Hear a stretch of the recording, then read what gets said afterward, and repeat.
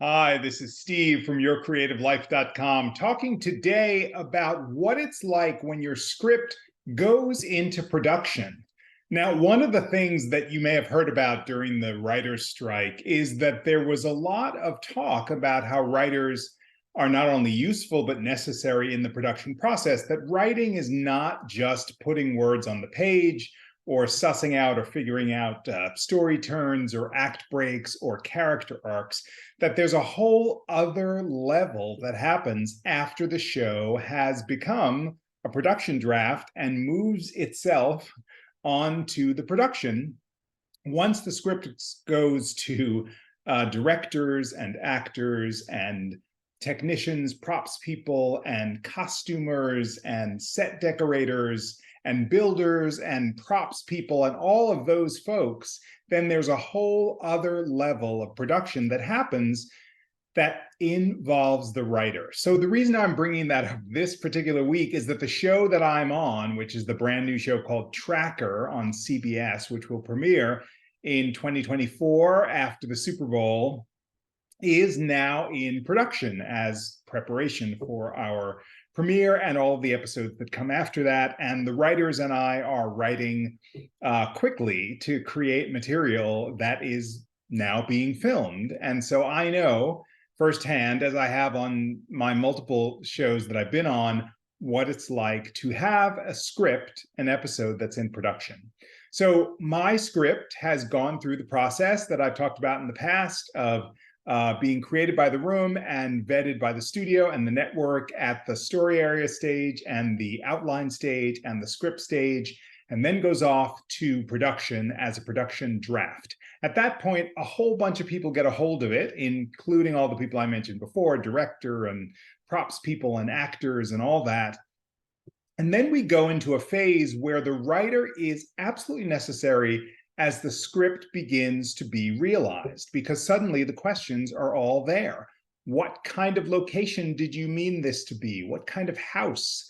What kind of school? What kind of atmosphere did you expect? And all of those questions that I think in the film world might be answered by a director, even though there's a writer there, are really answered by the writers in the world of television. Now, here's why that is.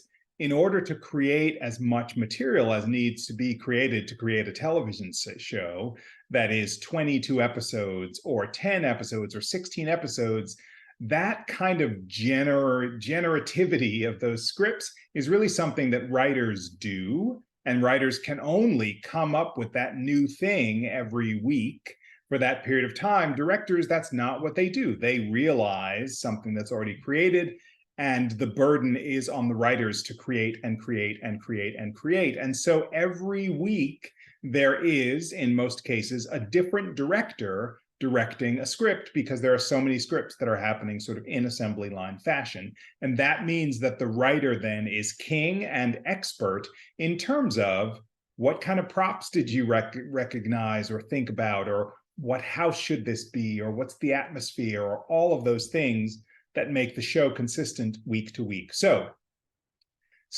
one of the things that happens is that there is what they call a concept meeting, and I just did one of those today.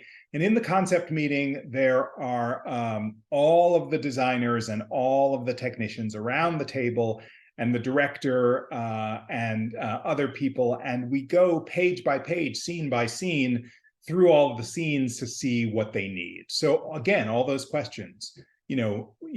What sort of forest is this, or what sort of costuming needs to happen here, or how many extras seem to be in this scene, or what did you envision this school to be like? All of those questions are put forth and are part of the process. And interestingly enough, sometimes things that I came up with in the script or the episode that I'm working on might be different or limited in real life. So they might say, well, we couldn't really find this kind of school, or this kind of car, or this kind of weapon, or this sort of technological gadget. And then it becomes the opportunity for the writer, in collaboration with all these other folks, to rewrite that scene to reflect what it actually is. And that's where the writing changes to support the process. and to let everybody know, as this is the blueprint for the whole thing, these are the things that are now happening as opposed to what we envisioned in our heads. So that means writing is taking place in pre-production. It means writing could be taking place, when the shooting starts, once the actors are sort of in it and things shift and change. Oh, we couldn't get this location, or suddenly this actor is not feeling well and this scene needs to be rewritten so that it's this actor who carries that dramatic intent through the scene. Or, suddenly some sort of shift and change. It happens all the time. If you're in production, you know this. And those things, again, need to be rewritten by the writer who put that forth. And by the WGA, by the union rules, only the writer can do that. Now, there's more to say about what happens after the production happens in terms of post-production, which we'll talk about in a future video. But I also want to say that the other thing that we're doing, even as I'm going to these meetings in prep for my episode, there's another episode that's being shot right now, and that writer is focusing on that while my episode is in pre-production. So there's really an assembly line space.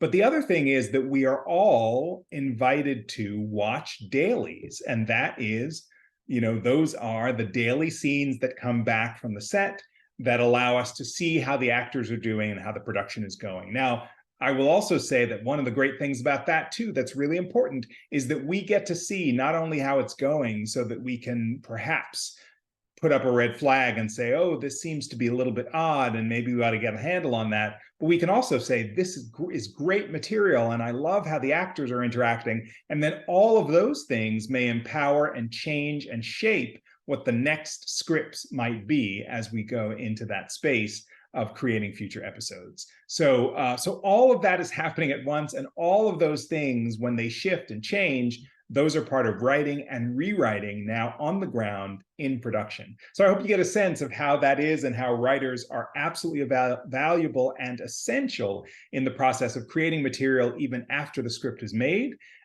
which is one of the unique and fun things that I really enjoy about my profession. I hope you enjoyed this. If you did, give it a thumbs up or put a comment or a question below.